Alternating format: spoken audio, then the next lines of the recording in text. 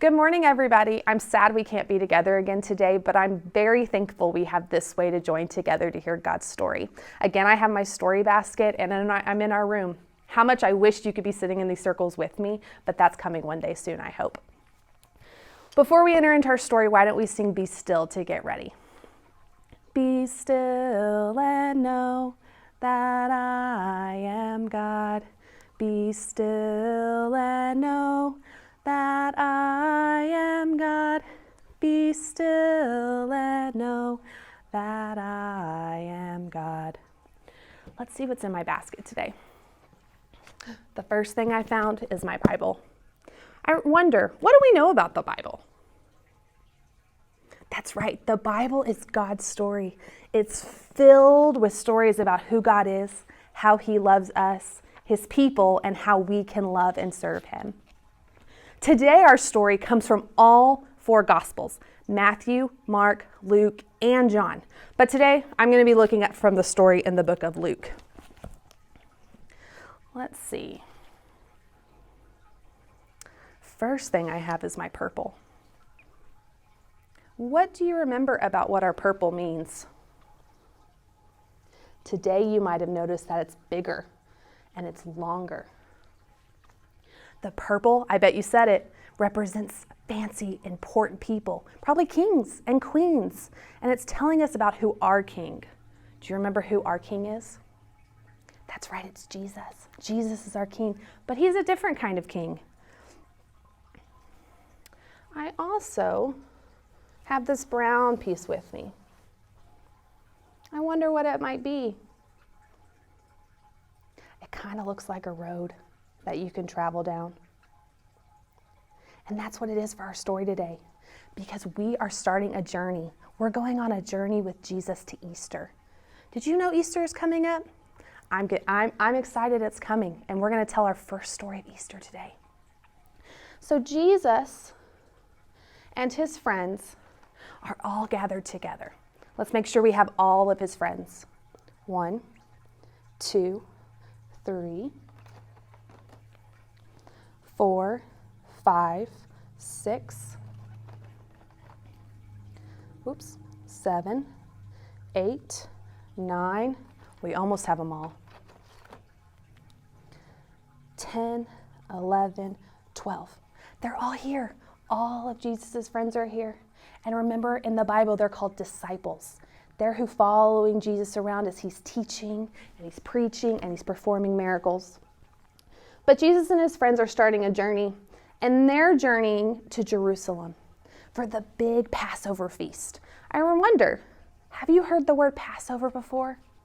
We talked about it way back in September when we were talking about Moses and Pharaoh and all the people leaving Egypt. It's the big celebration they have every year to remind them that God delivers his people. So the disciples and Jesus are journeying down the road on their way to Jerusalem. And as they get close, Jesus gives his disciples a job. He says, I need you to go into the next town and you're going to look for a donkey. But not just any donkey. This is a baby donkey that's never been ridden before. And I want you to go get the donkey and bring it back. I wonder, what do you think they were thinking when they had these kind of funny instructions? I wonder, do you think they were confused? Or were they excited? Or were they scared? Well, 2 of the disciples, they asked Jesus, they say, what do we do if the person who owns the donkey asks us what we're doing? It's not ours. And Jesus told the disciples to tell him that the Lord needs the donkey and that he'll let him go. So the disciples went on their journey. And then when they got to the place, they found the donkey just as Jesus said it would be there. And they took the donkey back. And they were right to ask what to say, because the owner of this donkey said, wait, what are you doing? Why are you taking my donkey? And they told him the Lord requires it. And the owner let him go. So the donkey heads back towards Jesus. And the disciples go back. And when they get back to Jesus, they begin their journey. And Jesus gets on the donkey and rides it. I wonder what it'd be like to ride on a donkey for a long journey. Do you think it's something fun? Maybe it's kind of uncomfortable? Have you ever ridden a horse before? What does that feel like? So they started their journey, and as they're going with Jesus on the donkey, I know this Jesus kind of looks funny riding this donkey. They get close to Jerusalem, and there is a large crowd of people. There were so many people gathered around the road and where Jesus was going to enter the city. They were all standing around, and they had something to say. This crowd wasn't an angry crowd. This crowd wasn't a sad crowd. This crowd was excited. They were cheering for Jesus. But they did something a little strange.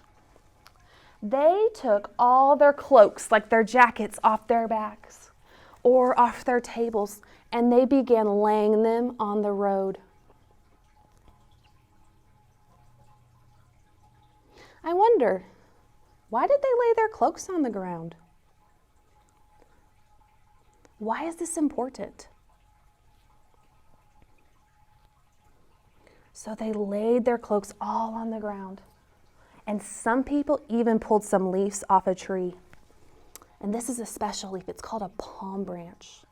See how the shape's a little bit different and the leaves are all connected? They took them off the tree, and some people laid these on the ground.